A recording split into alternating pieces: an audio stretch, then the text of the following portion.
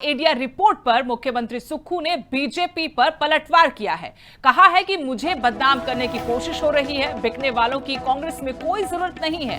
BJP में जाना है तो जाएं। सीएम बनने के बाद कोई नई संपत्ति मैंने नहीं खरीदी है। इस सारा का सारा सियासी जो बवाल मचा है वो एडीआर रिपोर्ट को लेकर है।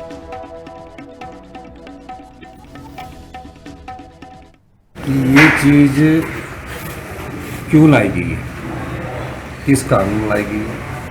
20 सालों से जो एफिडेविट में है वही चीज़ एफिडेविट में अभी भी है और पहले भी है। 20 साल पहले जो प्रॉपर्टी मैंने से जैसे अपना एक प्लॉट खरीदा था, 12 लाख रुपए का प्लॉट खरीदा था, उसमें मकान बनाया था। ये सब चीज़ें जब लाई गई तो मैंने इसको एफिडेविट में दिखाया है और 20 साल पहले से दिखाया है।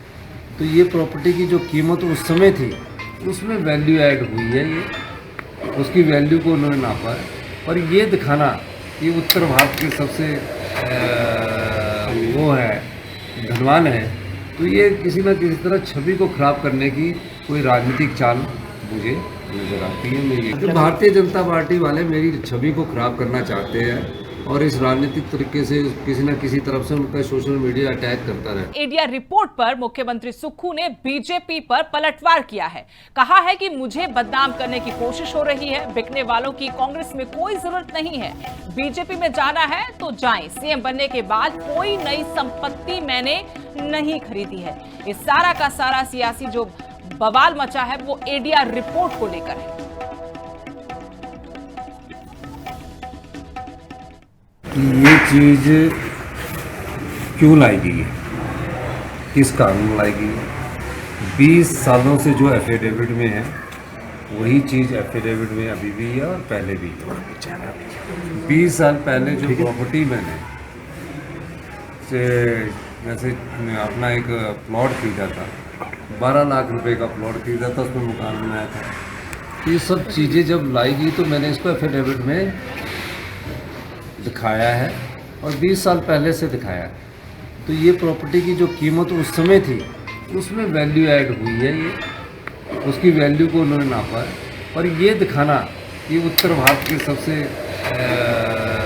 वो है धनवान है, तो ये किसी न किसी तरह छवि को खराब करने की कोई राजनीतिक चाल मुझे नजर आती है। मेरी तो भारतीय जनता पार्टी वाले मेरी छवि को खराब करना चाहते हैं और इस राजनीतिक तरीके से किसी न किसी तरफ से उनका सोशल मीडिया अटैक करता रहे। एडीआर रिपोर्ट पर मुख्यमंत्री सुक्खू ने बीजेपी पर पलटवार किया है। कहा है कि मुझे बदनाम करने की कोशिश हो रही है। बिकने वालों की कांग्रेस में कोई जरूरत नहीं है। बीजेपी में जाना है तो जाएं। सीएम बनने के बाद कोई नई संपत्ति मैंने नहीं खरीदी है। इस सारा का सारा सियासी जो बवाल मचा है वो एडीआर रिपोर्ट को लेकर है। ये चीज क्यों लाई गई है, किस कानून लाई गई है?